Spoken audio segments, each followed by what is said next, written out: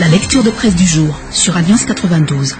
Reflet pour commencer la lecture de presse avec en titre sortie de crise, l'avenir entre les mains de la CES. L'édito par contre a un titre posé, accepté de qui ? Point d'interrogation. Des élections acceptées de tous, l'expression est passée à la postérité, sinon devenue même une véritable litanie au cours de ces années de crise et de recherche de solutions politiques consenties. Et acceptées de tous, à quelques exceptions près, les scrutins proprement dits l'ont sans doute été au vu de cette participation record enregistrée au premier tour de la présidentielle, de même que durant les législatives où le nombre d'inconnus n'a eu d'égal que le caractère insolite et parfois déplacé de certaines candidatures. Mais revient encore ici l'éditorialiste de Reflet, accepté de tous, les résultats l'ont moins été avec ces contestations persistantes, voire de plus en plus insistantes auprès des instances nationales aussi bien que la communauté internationale, et dans un état de droit qui se sent lésé, floué, peut évidemment se prévaloir des voies de recours prévues dans les textes. Malgré tout, nous dit encore ici l'éditorialiste, l'inquiétude grandit quant à un probable échec des procédures administratives et légales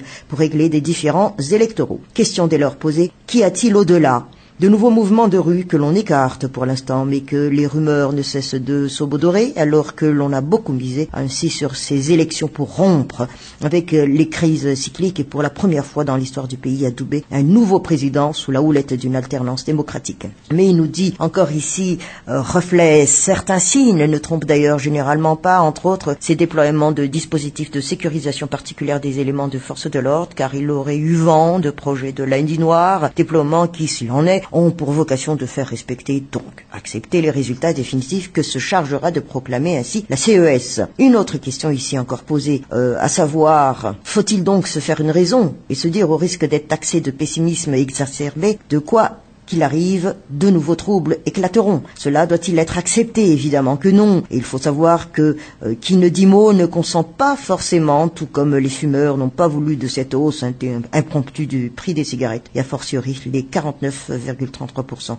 qui ont voté ni pour Éric Vovo, ni pour Voyons ici le grand titre du journal Les Nouvelles, participation à un coup d'État, Camille Vital crie à la calomnie, c'est le grand titre ici fourni par le journal. Et concernant ce sujet, eh bien ces derniers temps, des rumeurs annoncent que la participation de l'officier supérieur retraité Camille Vital a un coup de force initié par le camp du candidat Jean-Louis Robinson. Si ce n'est à la primature, ce serait à la tête du ministère de la Défense. Et ainsi donc, par rapport à tout cela, joint au téléphone, l'ancien Premier ministre a voulu mettre donc un terme à cette polémique, et je suis étonné par ces affirmations ici et là concernant ma prétendue participation à un éventuel coup d'État militaire. Là maintenant je suis à Tuléar et je me suis retiré de la vie publique, donc je ne comprends rien de ces rumeurs. Fin de citation. Toujours ici de cet article du journal Les Nouvelles, le numéro 1 de l'association Yarikisik assure par ailleurs qu'il n'est pas au courant de ce qui se tramerait éventuellement et dans le cercle du pouvoir et dans d'autres camps actuellement. En revanche, l'ancien Premier ministre voit dans cette prétendue affaire de coup d'État militaire un moyen de créer de nouveaux troubles dans le pays. Et selon lui, il s'agit seulement d'une manœuvre pour ceux qui profitent de la situation alarmante actuelle. Mais son souhait ici, c'est qu'on s'achemine vers l'apaisement. Il faut maintenant opter pour la sortie de crise et rassembler tous les Malgaches afin de parvenir au développement. Madagascar matin, la Constitution à l'épreuve des us politiciens à la bataille de Mazorive, grand titre ici donné par le journal. Ainsi, la légende qui accompagne ce grand titre, aujourd'hui la CENIT publie les résultats provisoires des législatives, quelles que soient les modifications que pourrait y apporter la CES, il se dégagera un schéma des rapports de force au sein de l'Assemblée nationale. Le schéma de désignation du Premier ministre qu'aura nommé le président de la République proclamé élu est encore sujet à variation, c'est selon. Les tractations qui ont déjà commencé en coulisses vont se muscler. Le PM occupe un rôle majeur, un fauteuil dans lequel il se trouve bien arrimé. Et enchaînons donc notre lecture de presse avec Courrier de Madagascar. Deux titres ici sont fournis par Courrier de Madagascar. Famerena Piftian, Ananen CES, Anouafakamandit, Ouira Kutunrazakafan, Camille Vital, je ne sais rien d'un prétendu coup d'État. Voilà les deux grands titres donc du journal, mais de ce qui se passe en région Tuléar. Nouvelle menace d'inondation, nous titre-t-on. Eh bien, à 10 mois de la catastrophe qui a plongé, rappelons-le, les populations de Tuléar et ses environs dans le désarroi, l'inondation menace à nouveau donc cette partie de l'île. Et au mois de février 2013, le cyclone Aruna a détruit Tuléar en l'inondant presque entièrement. Et voilà que la direction générale de la météo a annoncé que la masse nuageuse dense dans le canal de Mozambique s'est développée en perturbation cyclonique. Donc, la dépression tropicale dans le canal de Mozambique se déplace par rapport donc à l'édition de ce jour, mais constatation d'hier. Dans le canal de Mozambique se déplace vers le sud-est à 15h local, c'était hier jeudi. Eh bien, son centre a été localisé en mer à 50 km à l'ouest du village de Pefandeve, à 150 km de la ville de Tuliar. Voilà ce qu'a annoncé, c'était hier, le service de la météo. Pourtant, le corps du système s'installe déjà sur la Timor-Leste et il provoque des pluies abondantes avec des rafales de vent et par conséquent, les alertes lancées auparavant restent toujours en vigueur. Avis donc de danger imminent ou alerte rouge pour Timor-Leste, Menabe, avis de menace, alerte jaune pour Mela, Kamurmani, Matia Chambu, Niorumbe, Atimotsunan, Ananusefat Fitunan, avis d'avertissement ou alerte verte pour Androui. Mais nous fait part encore cet article ici de Courrier de Madagascar, même si le centre donc de cette perturbation cyclonique n'est pas prévu de toucher terre, eh bien les plus abondantes qu'elle apporte ont déjà causé bien des dégâts dans plusieurs villages, ici à Tuliar. La Gazette de la Grande Île, l'enseignement supérieur, le CSS et la politique, voilà, c'est le grand titre donné, mais d'une région à une autre. Eh bien, voyons ce qui se passe à Mourndave. 1200 sinistrés, nous fait-on part. Ainsi donc, à cause des pluies abondantes et des rafales de vent depuis quelques jours, Mourndave est inondée, et ce depuis dimanche dernier, dont le nombre de sinistrés d'environ 600. Mais selon nos sources, nous précise ici le journal La Gazette de la Grande Île, le nombre des sinistrés ne cesse d'augmenter. Jusqu'à hier, donc environ 1200 personnes sont sinistrées. En fait, eh bien, la situation pluviométrique a enregistré d'importantes hausses ces 3 derniers jours. Ainsi, à part Mourndave, d'autres endroits sont victimes des pluies abondantes, comme le cas de Manze, qui est isolé actuellement.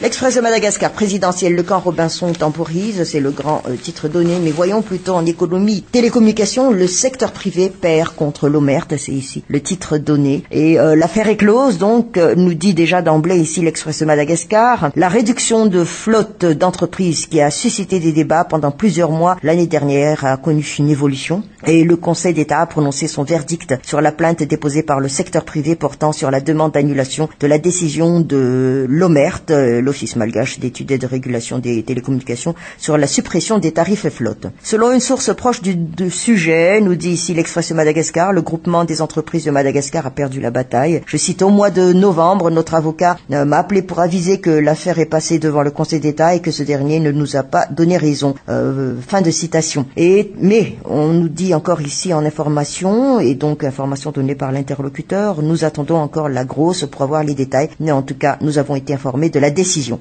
Et par rapport à cette défaite, eh bien, le secteur privé a préféré jeter l'éponge. Les différents groupements économiques ne pensent pas user d'autres voies de recours. Eh bien, les opérateurs économiques s'en tiennent au contrat individuel. Midi Madagascar, cours électoral spécial, la CENIT sommet de produire des listes électorales. Ici, c'est le titre donné donc en page 1 du journal. Mais du bois de rose, des surveillances satellitaires pour lutter contre le trafic. Voilà, en page 5 de Midi Madagascar.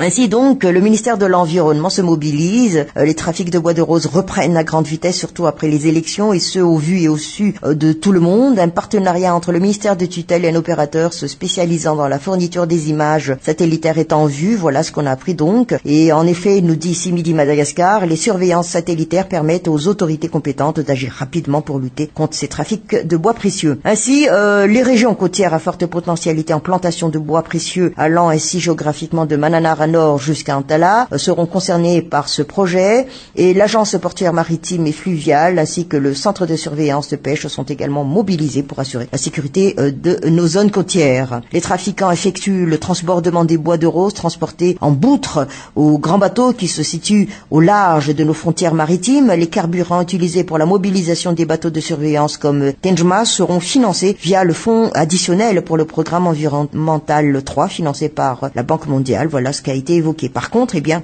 les autorités compétentes se chargent de la formation des officiers de police judiciaire qui effectuent les poursuites et les enquêtes en cas de découverte de toute forme de trafic. Appuie encore ici cet article de Midi Madagascar. Le journal La Vérité, pour terminer notre lecture de presse. Tuliar 1 sous les eaux. Brouillon dans ses requêtes, le camp Robinson est en train de s'auto-saborder. Voilà, c'est donc les deux grands titres donnés par le journal. Mais voyons quand même ici un cas qui a été signifié ici par le journal La Vérité dans sa presse de ce jour. De Bungoulave, rien ne va plus dans la région, nous fait-on part. La grogne ne cesse de monter chez de nombreuses personnes travaillant pour la région de Bungoulave. Ainsi, d'après une source d'information locale, nous dit ici le journal La Vérité, elles n'ont plus été payées depuis le mois de septembre 2013. Selon toujours les plaignants, les recettes, ici on parle fiscal, continuent normalement de rentrer dans les caisses de la région. Ils s'étonnent aussi qu'une inspection faite au plus haut niveau n'est toujours pas donnée la moindre suite et que l'évocation de problèmes lors du conseil de gouvernement n'ait pas eu effet. Et à part cela, eh bien, le problème d'insécurité demeure préoccupant. Donc, à Bungoulave, la région dispute la triste palme avec le Sud en matière de vol de bœufs. Or, les éleveurs locaux ainsi que l'ensemble de la population se voient dans l'interdiction de mettre en œuvre le DIN local pour une raison obscure. Ils craignent que tout ce mal ait un dessous politique et qu'ils tirent la sonnette d'alarme à l'endroit du pouvoir central. C'est ici l'article du journal La Vérité.